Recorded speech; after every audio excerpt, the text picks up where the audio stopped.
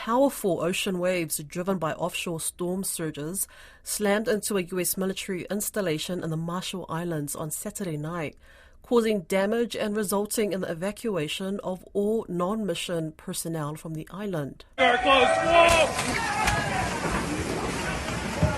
Whoa! Whoa! What?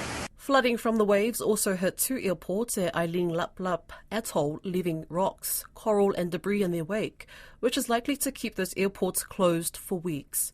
Other islands also reported flooding and moderate damage. Koroi Hawkins spoke with RNZ Pacific's Marshall Islands correspondent, Giff Johnson, about the incident.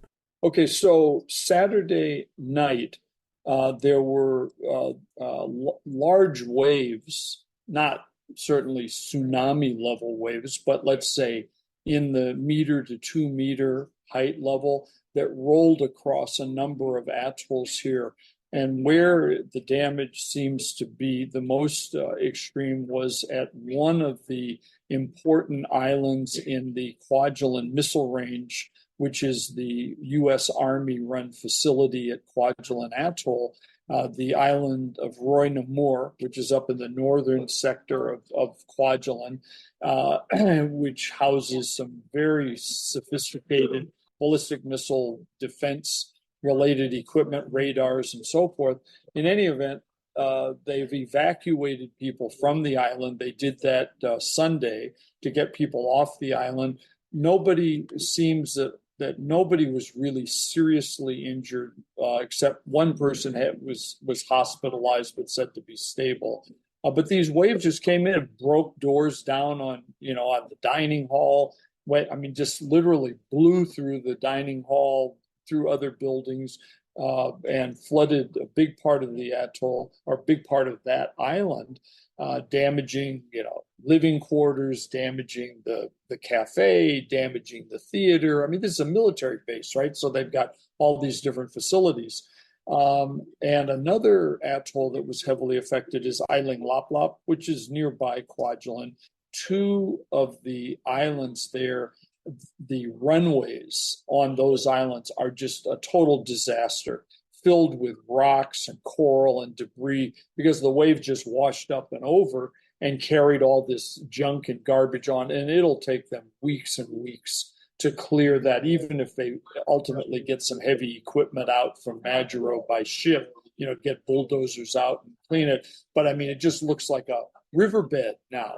These runways, these airfields that are used for weekly or more than weekly air service, they were wiped out. And several other islands are saying they had flooding. Kili, where the Bikini people live. Interestingly, Majuro here in the capital, we didn't see much, a little bit of inundation. There was some. And maybe that just reflects more seawalls, more protection, possibly. I don't know. But Kwajalein, Roynamor, that's where the biggest impact seems to be, and particularly since the Army decided they had to evacuate about 80 people from that island. We've heard of sort of king tides and this kind of thing in the past in and across Micronesia. Is this what this is, or is this something else? No, this is what's interesting about this event on Saturday night, is that we are in mid-cycle on our normal tides, right? So we had high tide was about the big high tide for January was about 10 days ago, and we're now building up to end of the month, beginning of February, for the next high tide series for a couple of days. So this is mid-tide, not high tides at all, like on the scale. So it shows you a couple of things. One is it clearly was related to storm surges, like off some hundreds of miles distant from Kwajalein or from the Marshall Islands, storm surges that supercharged currents and pushed waves across the atolls. So that's one issue. Secondly, the fact that this could happen at a time when the tide is not high shows you that overall the level of the sea level rise has continued unabated for the last 30 years. And so the levels of water are simply higher than they were many years ago. And so when you have a uh,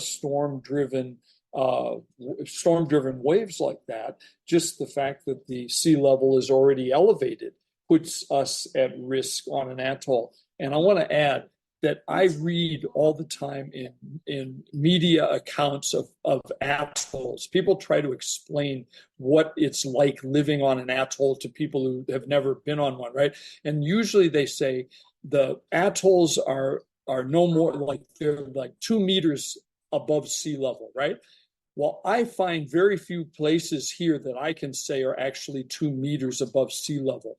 And I would say most places, like my house where I live, is about a half a meter or maybe 1 meter out of the water. Like when you say high tide, yeah, it's like a half a meter, right?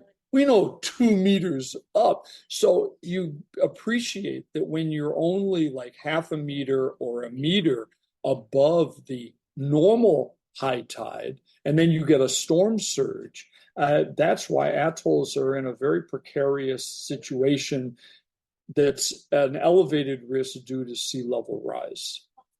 Now, the military personnel obviously have been evacuated. Are the people in other affected islands getting the help they need? Are they still there? Yeah. What's going on with them? Well, this is another interesting aspect of the situation is that apparently the islands where a lot of Marshallese, the Marshallese islands that are nearby, there's one about 3 miles away, which is a community of about 1,000 Marshallese, many of whom work at Roy Namor at the base and go there every day. They were not affected, or at least early reports say they were not affected. And other islands in the vicinity that have Marshallese communities in Kwajalein were said not to be affected. And I think part of it's just maybe the particular location of Roy Namor at the very northern tip of the atoll and the direction that the waves were coming, the currents, and whereas some of the other populated islands are a little south, a little farther away, so they're not in the direct impact zone for the waves. So that may be why they didn't feel it. But as I mentioned, Ailing Laplap, Kili, some other atolls and islands very definitely were hit by the waves and suffered significant flooding.